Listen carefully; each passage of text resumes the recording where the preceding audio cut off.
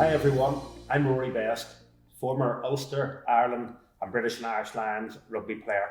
We're here at Kingspan today to talk about hydro-treated vegetable oil, or HVO as you'll hear it referred to.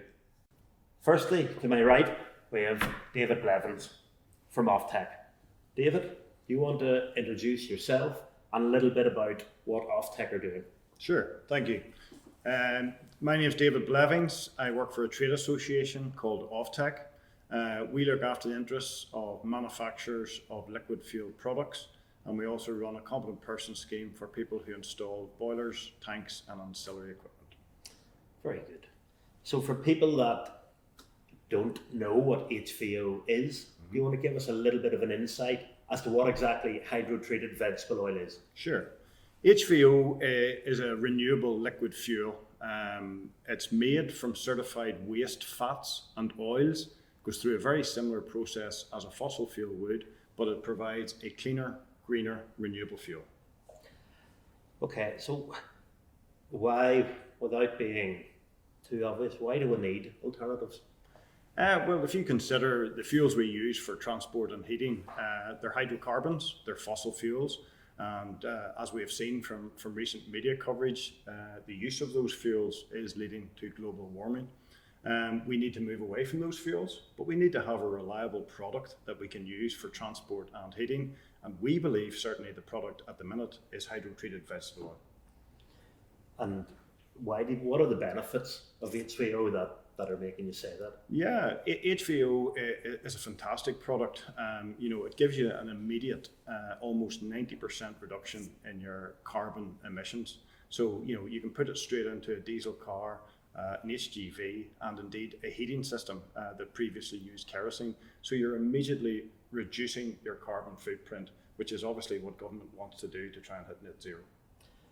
Yeah, so we talk about net zero, so just, I suppose, on a bit of a tangent, do you want to give everyone that's watching this a little bit of an insight as to why carbon reduction, carbon dioxide reduction, more specifically, is important? Well, as I said, we've seen the recent issues that global warming are allegedly causing throughout the world, and if sea temperatures rise to a certain level, we are going to be in difficulties. So governments around the world have signed up to various agreements to try and keep those temperatures below a certain threshold. And again, to do that, we need to reduce our reliance on fossil fuels. And again, that's where the industry believes we have a huge opportunity to move to a cleaner, greener, renewable fuel, which is HVO. Okay, so HVO is one example, and I think you touched on it there. It is really important that industry take a lead. Is there any other examples of where industry are taking a lead on this carbon reduction? Look at the transport section. HVO has been embraced by the transport section immediately. They see it as a really good alternative to fossil diesel. So in the heating side, we're taking that example and want to replicate it in the heating sector. We would like to see HVO replace kerosene, whether at a blended level or at 100%. We think it would make a huge difference to people's emissions. And are there any stumbling blocks to that? Manufacture, perhaps? Well, I suppose we have seen at a local level, we have seen a company now invest in Ringaskiddy in Cork. There's talk about a HVO refinery coming in Cork, which would be fantastic. And you may have the situation where Ireland could actually produce and export HVO, which would be very exciting. Are there stumbling blocks? Yeah, there are a couple of stumbling blocks. Taxation.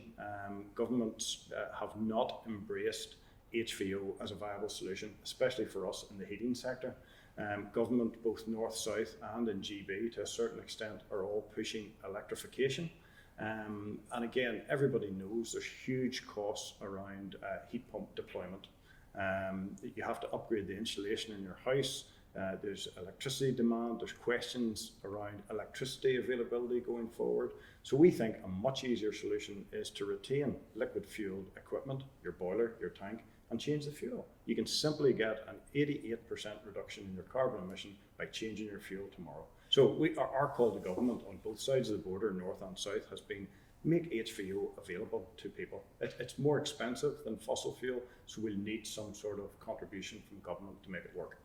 So is that the big thing that you guys at OFTEC are doing now, that government lobbying? Is there anything else that you're doing to help move HVO forward? Well, HVO is in the field. We've done successful field trials in GB over a couple of winters. We have trials in Northern Ireland, Southern Ireland. It works extremely well. It's a fantastic product.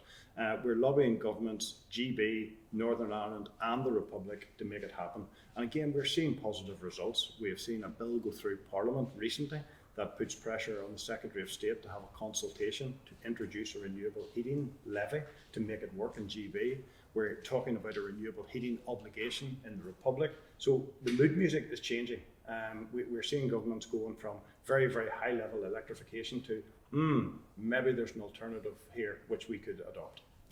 And are there, you talked earlier a bit about blends and pure HVO, are there certain standards, minimum standards that are expected?